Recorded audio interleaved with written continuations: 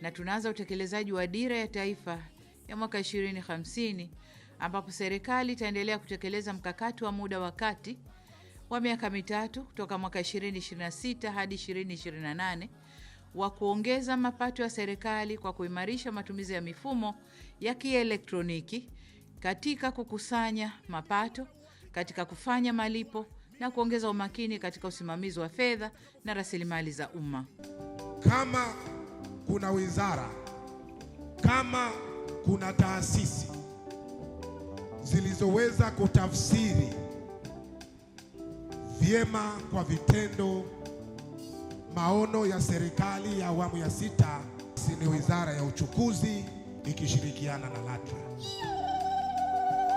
Mtazamaji, tumemsikia Mheshimiwa Dr. Samia Suluhu Hassan, Rais wa Jamhuri ya Muungano wa Tanzania, ikiwa ni sehemu ya hotuba yake ya kufunga mwaka 2025 na kuelekea mwaka mpya wa 2026. Na hapa ni kuhusiana na utekelezaji wa dira ya 2050, dira 2050, ambapo anaeleza mkakati wa serikali katika matumizi ya mifumo ya kielektroniki kukusanya mapato na kufanya malipo.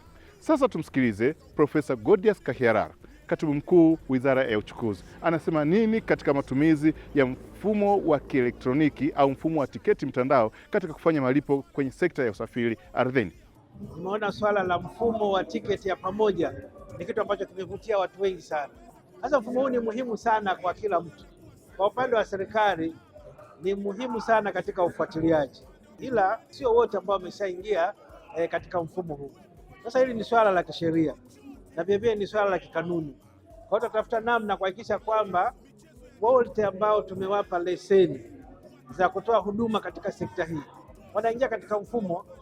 CPA Dr. Habibu Juma Suluo ni mkurugenzi mkuu wa mamlaka ya udhibiti usafiri ardhini, na yeye anaeleza jinsi mamlaka hii inavyosimamia na maamuzi ya mamlaka katika kuhakikisha kwamba mfumo wa tiketi mtandao unatekelezwa ipasavyo bila ubabaishaji wa aina yoyote.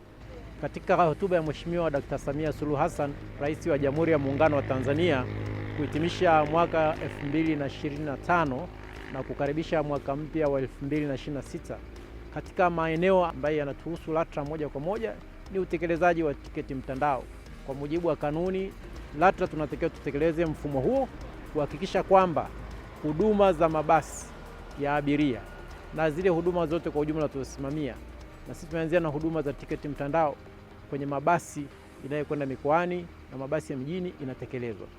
Kama vile ambavyo kwenye manunuzi mengine yoyote unaponunua unadai risiti na muuzaji anapouza anatoa risiti, hivyo hivyo kwenye mabasi matumizi ya tiketi mtandao inakuwa ni jambo la kawaida. Na tunashukuru sana kwa maelekezo ya Mheshimiwa Dr. Samia Suluhu Hassan, lakini pia miongozo tunayopata kutoka kwa Wizara yetu ya Uchukuzi, tumeweza kutekeleza jambo hili kwa kushirikiana na mamlaka ya serikali mtandao IGA, kushirikiana na mamlaka ya mapato Tanzania TRA, pamoja na wadau wengine ikiwepo pia wamiliki, wasafirishaji wa haya mabasi. Ninachosema ni sisi, ndugu zangu wasafirishaji, tuungane katika haya maelekezo ya Mheshimiwa Dr. Samia Suluhu Hassan. Huu mwaka 2026 uwe ni mwaka wa kuleta mageuzi. Tunasema LATRA pamoja kwa usafiri bora.